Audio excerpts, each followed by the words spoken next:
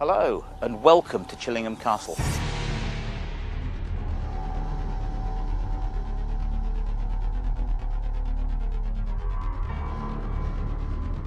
Lots of shadows are seen around here and voices are heard. It is said that she died in this corner, curled up, died of the cold, of the pneumonia.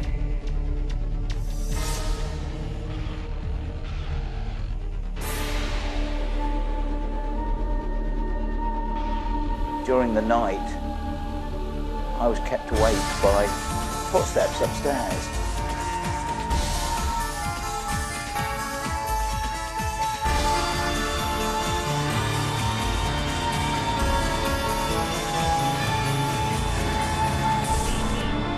I had not thought it as theft, but trophy hunting. However, now I pray peace will return to my life. And if anybody wants to visit a haunted castle in this country, then in my opinion, this is probably the most haunted castle in Great Britain. Hello, and welcome to Chillingham Castle. My name's Richard Felix, and I'm the paranormal historian on the TV programme Most Haunted. I've come here today to what I believe to be one of the most historic and also one of the most haunted castles in the British Isles. It goes back to at least 1100, when there was an old tower house on the site. It belonged to the Grey family, who came over with William the Conqueror in 1066. In 1344, a royal warrant was given, giving them the right to build a much bigger crenellated castle, similar to what you see here today. In 1409, the Greys besieged and took the castle of Tankerville at the mouth of the River Seine in France, and were granted the still existent earldom of Tankerville, thus establishing a link between the Greys and the Tankervilles. But I'm not going to do this alone today, because I have a real scoop. Because inside here is a guy called Bob, who does the ghost walks round this castle. He knows much more about the ghosts and some of the history than I do. So without further ado, let's go inside and meet him.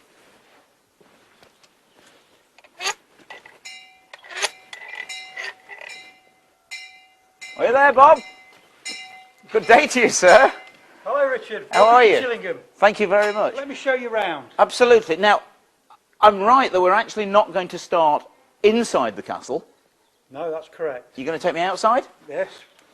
Believe it or believe it not, there is hauntings in the grounds themselves, and there is some very historic areas that people have seen. In fact, it was one of the first ghost stories I was introduced to when I came to Chillingham. Really? Now, this is the dark, dark woods that are down here, is that right? That is correct, yes. The famous Monk's Trail, and we go past the famous hanging trees. Excellent. Well, I think let's go that way first, Yeah. and then come back inside afterwards. Let's shut the door and leave them in, eh? Good idea. Follow me this Off we way. go.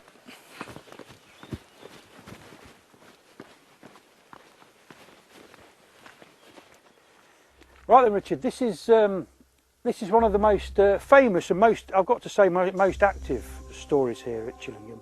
This is of the monks, the Monk's Trail and the hanging trees. Lots of activity around these woods.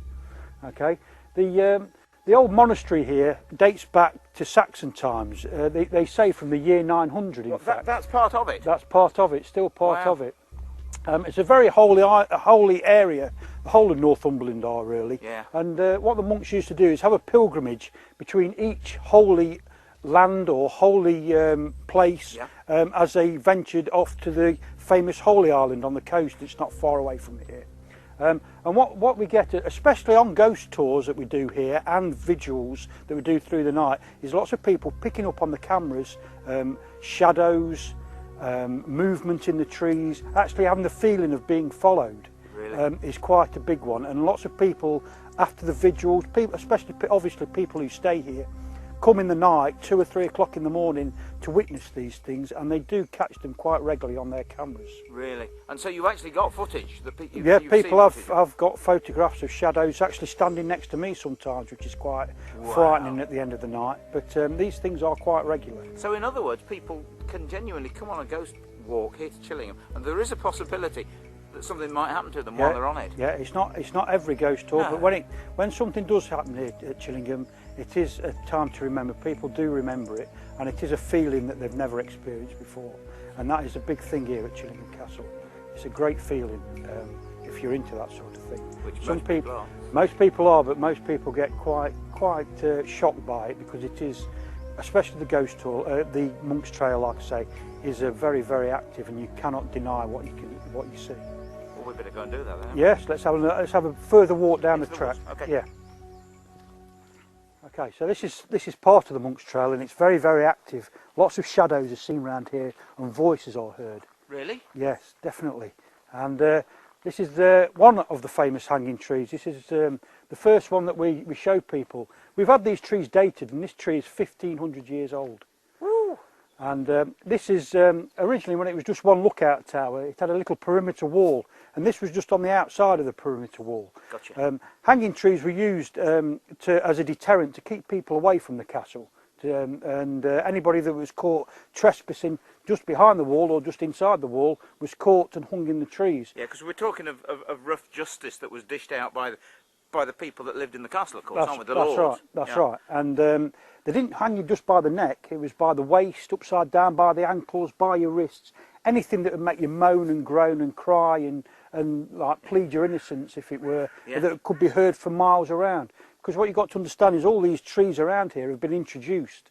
Okay, you just had the basic trees. These are yew trees, very, very old trees, like I've mentioned, and these would have been around there at the time. There's none of these modern, if you like, trees. There were none of these. These are all naturally grown around this area, and bones have been found in this area, 900-year-old bones. Because obviously you wouldn't have been buried as such, and your bodies would have just decayed, fell to the ground, and just been naturally covered over. And we was quite lucky to find bones, actually, because there was lots of other wildlife in the area at that time, and they'd have been dragged the carcasses away, and so we was very lucky to find the bones. That is amazing.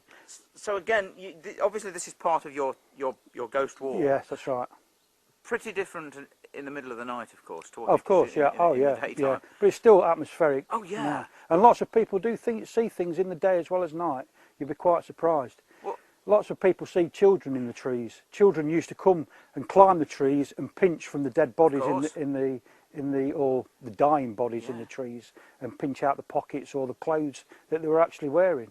So it's quite an amazing story, really. Oh, yeah. And now, very true, very true. These bones that were found, I mean, are they still in existence, or have they been taken away and buried? They've been taken away. Some have decayed apparently, but there is one or two that still survive. But they've been taken away to museums and things. Good Lord. But I'll show you the other tree through here if you like. Yeah, absolutely. Follow me. Look, this has obviously fallen down, Bob, hasn't it? I mean, well, there's lots of gory stories that go along with it, but yeah, naturally I think it's fallen down. Yeah. Okay. So this is the other tree, and right. Now look at that. I mean, that again, fallen down completely. It's still alive, isn't it? It's still alive and still growing.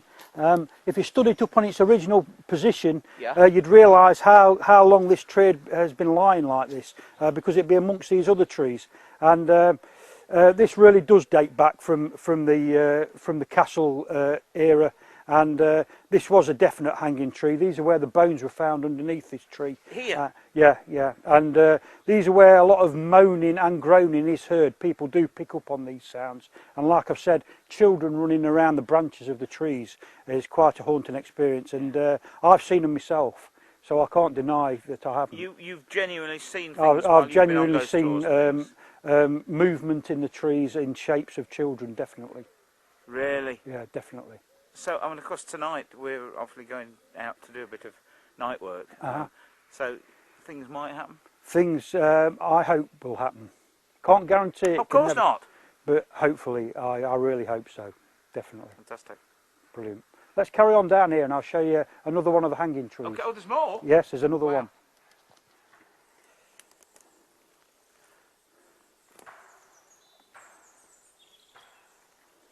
Don't think I can get any higher. Just past this branch here, there's a groove, isn't there? Is it there, just where your hand is there? Well, I can't see anything. But then again, if it was that long ago, we're talking medieval times, of course, it may be totally different.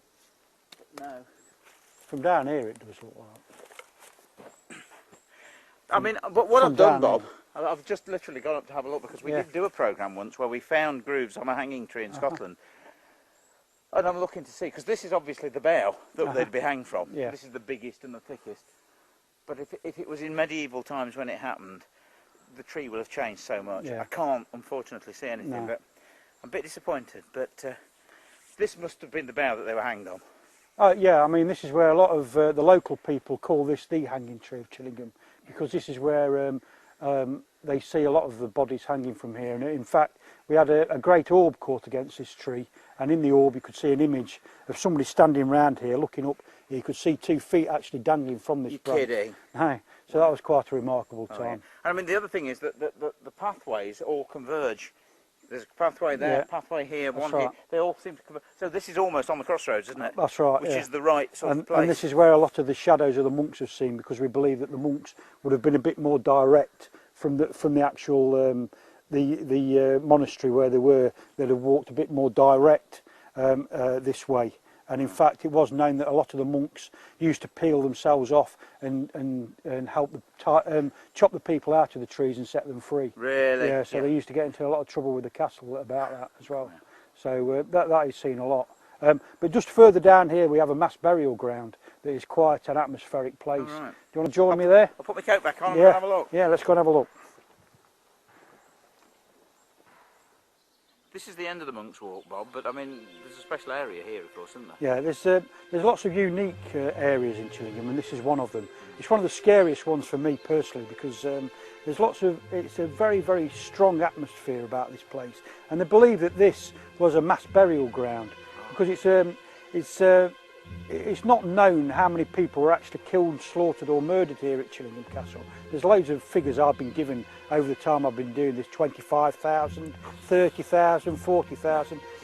Who knows? But they must have been an area, because Chillingham isn't that a bigger castle really compared to a lot of the others in this area. So they did get engulfed with lots of prisoners and bodies. So they believe that this was a mass burial ground. These are all yew trees. Yew trees are associated with death. You find graveyards. And also pagans used to plant a yew tree above bodies that they buried. Yeah. And yew trees were also grown for their unusual shape. They were grown to make bows. Yeah, yeah, so that's associated with killings and death and things like that. So whether it's true or not, I don't know, but this is a really, really atmospheric place at night, and lots of people pick up on lots of things, shadows as well as noises again in this area.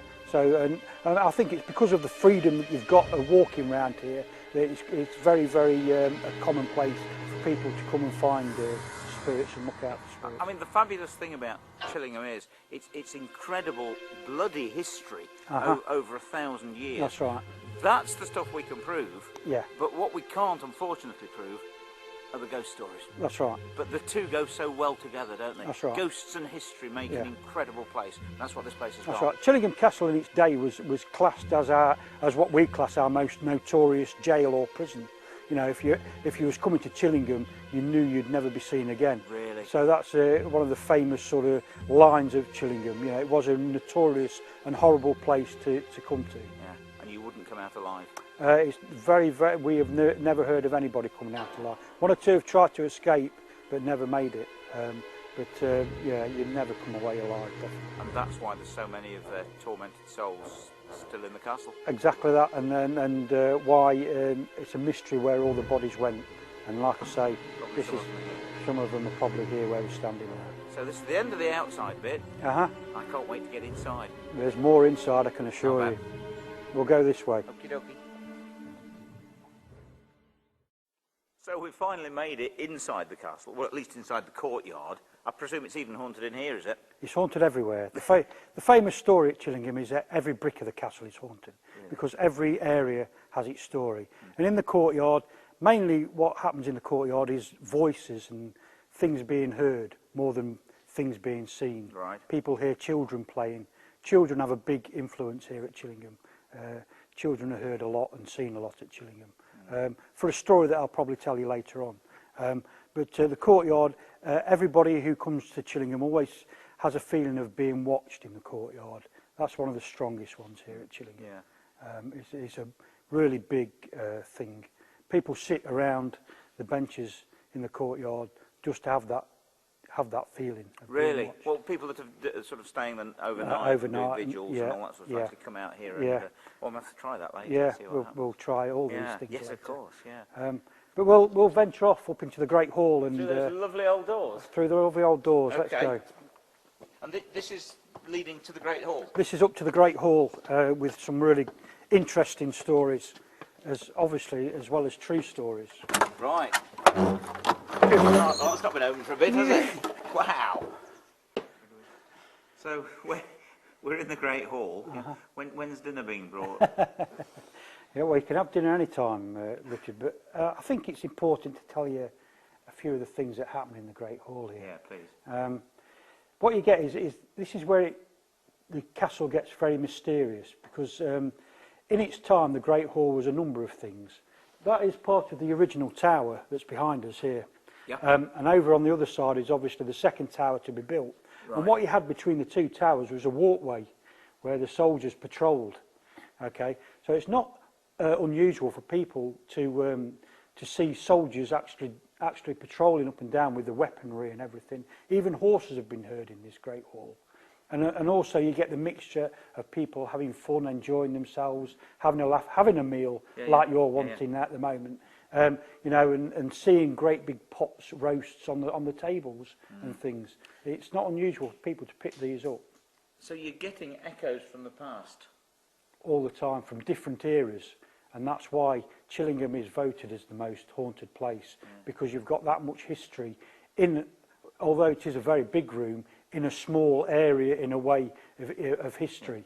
You've got a mixture of different decades and different centuries going on just in this one room. I mean, I don't know whether you actually heard that, but I mean, I just turned and looked down that way because it was as if something had, I don't know, something had been... Did you hear it? I did, yeah, I did hear it. I don't know whether we caught that on this sounds like most haunted, doesn't it? I don't know whether we caught that on sound or not, but there was definitely something that seemed as if it was thrown around, and I presume that sort of thing happens quite a lot. It happens all the time, and because I've been doing this for quite some time now, some people, especially because we have psychic clubs and paranormal clubs and vigil clubs and things like that, a lot of people that come here class me as a sensitive. I can sense things, and I have a lot of spirits that follow me around. They seem to know when there's ghost tours on and things like that. Yes. So, and we've got the wrong perception of ghosts, I feel. I feel that ghosts are quite intelligent, and they're not things that float around in the air with sheets on the head. Correct. Or things with the limbs and blood splurting everywhere. People sort of expect that when they come to Chillingham, but I'm afraid a lot of the ghosts here at Chillingham are quite intelligent. They've lived on this planet before, and they're quite observant. They like to stand and watch, and that's the biggest feeling you get. It's very difficult on camera to pick the atmosphere up of Chillingham. You have to come in here yourself to experience the atmosphere. Even in the daytime, as we're filming now, it's quite atmospheric. It is. And things do happen like you've experienced. And it's quite natural for me not to react as quick as I do, because it happens to me all the time. You just carried on talking, actually, as if it was the norm. I live here, and I pick up and see things quite a lot, and it's just become so natural to me to welcome it in, really. Yes, of course. Now, of course, there's other things. This room is absolutely full of items and artefacts, but the vast majority of them in here are things that have taken people's lives. I mean, there's the most incredible axe. I mean, I don't know how many heads that's taken off. I can't imagine. A mace like I've never seen. I think it's probably Indian. It's certainly Eastern. I mean, that has smashed people's brains in. And they're real. They're real. And of course, oh my God, you've got your favourite here.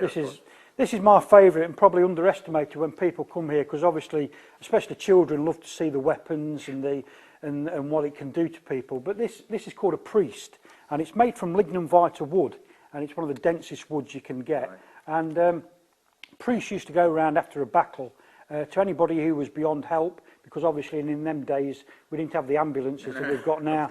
And so the easiest way to put people out their pain and misery was to end their lives quite quickly. And priests used to go around, give them the last prayer, and finish them off with this. Whack them over the head with that. And that's right. And all these notches that are on it are all the people that the priest has actually ended their lives with. Quite an incredible and historical thing, and very rare, very rare. So again, that particular item has taken lives. Oh yes, definitely. In a better probably way, Oh, in yeah. a humane way than the others. But yes. So we're surrounded by echoes from the past, but also, as I say, items that have actually ended people's lives. Yeah, that's correct. No wonder it's as haunted as it is in here. Now, but we've now got what you say is the most haunted bit of the castle. That's right. For me personally, the chapel is the most haunted. It's where I've witnessed more things than any other room. Come and tell me all about it, Okay, please. let's Because go. I'm not going to get any dinner, am I? No, it doesn't look like it. You'll have to wait for a bit longer. So this staircase leads us down into the old chapel, I presume. That's right, Richard, yeah. Oh, look at this. Now this is one of the original two towers, is that right? That's correct, yeah. This was the second tower to be built. Right, and then the other tower over that side, that was the original, obviously. That's the original tower, And then they built a crenellated wall, a castle wall in between the two to join them. Where the Great Hall was, yeah. Right. And how long has this been a chapel? This has been a chapel, they believe, since about the 1300s. What the Tankervilles wanted to do when or the Greys, whichever way you want to look at it, when they took the castle over, was to cleanse the castle of all its evilness. Whoops, gotcha. Anything to do with the evilness of the castle. Because it was said that these towers once had bodies all the way around to scare people away. Yeah. Again, a deterrent, a lot like the hanging trees. Yes, yeah. And so they wanted to cleanse everything that was to do with evilness, and so they made it into a chapel. But bones were found here under the alcove here, and again about 900-year-old bones. So lots of things have been witnessed in here, and for me personally, this is the most haunted room. Why? Quite simply because when I was first associated with the ghost tours, I used to sort of take the back of the group, and one day I had a psychic approach me and said, "Do you realise you're being followed by a young girl?" Right. And I sort of laughed it off, as you do. And but then I started noticing things, because I think it's a lot like anybody's job. The more you do it, the sort of better you get at it, the more you sort of pick up on things. And it's exactly the same as this. So I started picking up on this young girl and just seeing her out of the corner of my eye and feeling her about me. And then I've had one or two other psychics come along and tell me very similar things. And so we believe that her name was Eleanor, and she was one of the young girls that was raped and had horrible things done to her. They were captured in the villages and things and brought back to the castle and had horrible things done to them. For the amusement of the people in the castle? For the amusement, because it was so boring and the tedious lives that they did lead. So Eleanor was chucked out of the tower, but there was nowhere for her to go. So she returned back in here, crawled in here. It is said that she died in this corner, curled up, died of cold, of the pneumonia or something like that. And she's a very shy, very frightened girl. But she has done things in this chapel that I'm quite amazed of. She's made the curtain move, books have been flying about, things slowly fall off the chairs, and women especially feel the clothes being pulled, as though she's sort of very inquisitive about the local fashion or the up-to-date fashion of things. Even women's ponytails have been picked up and dropped in this actual room. It's quite an amazing and very, very atmospheric room. Very, very strong and powerful. And it's also, late at night, it's one of the darkest rooms that you'll ever be coming to. Very, very dark. You forget you've got your eyes open. Your eyes will not adjust. It's very, very, very, very spooky room. Really? Yeah. So again, tonight, of course, we'll be in here. Yep. Lights off. Yes. Night vision cameras on. Yes. Can't wait. Let's have our fingers crossed and hope something happens. Hope Eleanor appears. Well, you never know. We never know. Eleanor's also one of the ghosts that I'm trying to prove that it resides here. we have two other ghosts that definitely reside here. One is of the famous Mary Berkeley that we'll probably tell about later on. Yes. And there is the evil John Sage, who is the evil side of the spirit world here. Really? So we'll talk about them a bit later on. Okay. But Eleanor is, for me, one of the most strongest spirits here. And resident here in the chapel. And resident, I believe, in the chapel. Great. Okay. Let's go down and have a look in the minstrels. Okay.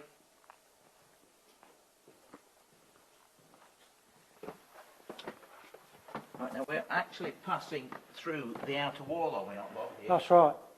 Into the minstrels. Into the minstrels gallery. And another area where the Greys and the Tankervilles wanted to hide everything that was evil, so they made this into a lovely minstrels gallery where people had fun and enjoyed themselves, completely disregard all the evilness that was to do with the castle.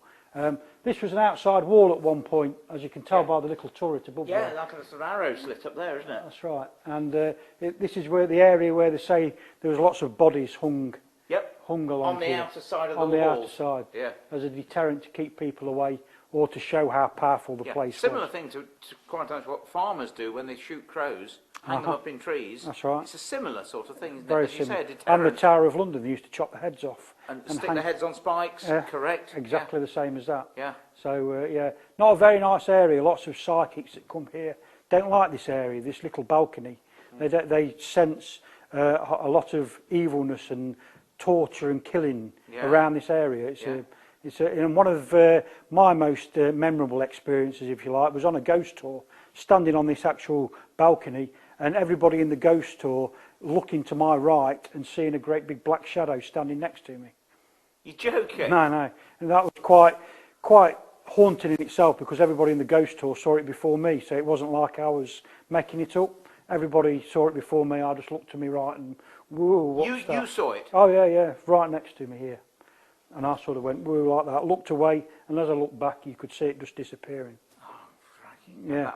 That was a real bonus, though, for people on the ghost tour. Oh, yeah, it's what I call a goosebumpy moment. Just a bit? Just a bit, yeah. Wow, that's amazing. But the room itself is quite a weird area of the castle, because underneath the floor of the minstrels is the original torture chamber. Oh. So, again, quite atmospheric, but very weird on what people pick up in this room. A lot of people see things actually looking through the windows of the room and see people moving around. My actual last experience of seeing a ghost was looking through this. After a ghost tour, I was making sure everything was locked up, and I saw a person standing on the floor here, looked round and looked at me, and then went up through the door, came up here, and went into the chapel. You watched it go all the way around? And you were looking from outside? He was sort of banging on the balcony, sort of tormenting me, if you like, saying sort of thing as he disappeared up into the chapel. Was it? I mean, it was a distinct, definite figure? Oh, yeah, definite figure. Not just a shadow? No, a definite figure. You could see definitely a man, a good 6 foot, over 6'2", something like that. A big man. And I didn't realise that. Yeah. Quite another goosebumpy moment. All in this area. This is where, it really is something that you can't think. People are quite easily going to say that I'm making it up. But well, everyone says that anyway, Bob. That's the thing. But you know. Yeah, I know. What you saw. And these are the things that it keeps me interested here. And the people on your ghost walk know as well, because they saw it as well as you did. Well, they caught it, but I was the one that came to the window straight away and saw it. Wow, that's amazing. That's right. Great. So it's a great thing when things like that happen, but it's not every time. Oh, of course not. And this is very seldom, actually. This is what people have got to understand. It's not every time.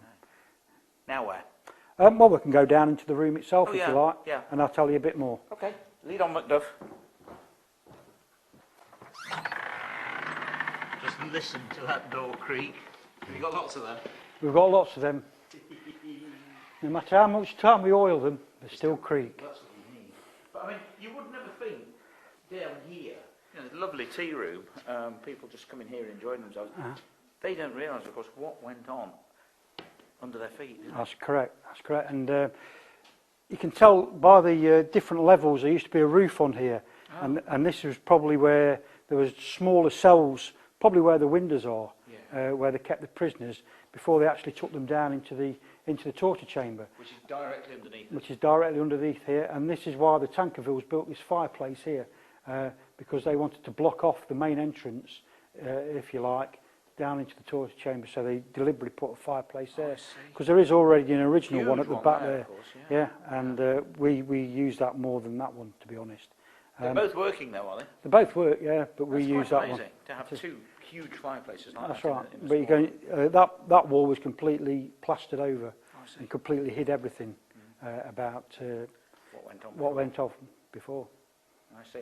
And what happens down here? I mean, do people that are sitting having a meal sometimes report things happening? Yeah, some people experience things behind them, or people sitting next to them, feeling people rubbing the legs and things like that. Yeah, we have lots of people. So again, even in here, it's very active. Oh yeah. So distinct that people actually are that frightened that they throw the drinks or the meal or whatever they're eating out the hand. It's quite a regular occurrence. Yeah. And we also have Judith, our famous cook, we call her the cook because she looks like she's dressed as a cook, but lots of psychics have picked up Judith, who sits by the fireplace. Oh, sorry, I thought you meant a real person there. No. No. Oh, another ghost? Another ghost, yeah, who's seen quite regularly, as well as the dogs and other animals that are seen in this room as well. And this is the room where Most Haunted screamed and ran out of. Oh, wow. Really, apparently a really big existence that they felt in this room. Really? Yeah. So again, as haunted as anywhere else? As haunted as anywhere else. Right. But again, underestimated, because people don't realise until they come on one of our ghost tours or our vigils and they pick up on these things. Yes, of course. Yeah. Now where? Well, we can have a look up the King Edward's, the first room, if you like. Please. Yeah, that'd be great. Awesome. So if we walk this way. Right, through this door? Yeah. Might be another creaky one. Creaks. Not as much. Not as much, but it's nearly there.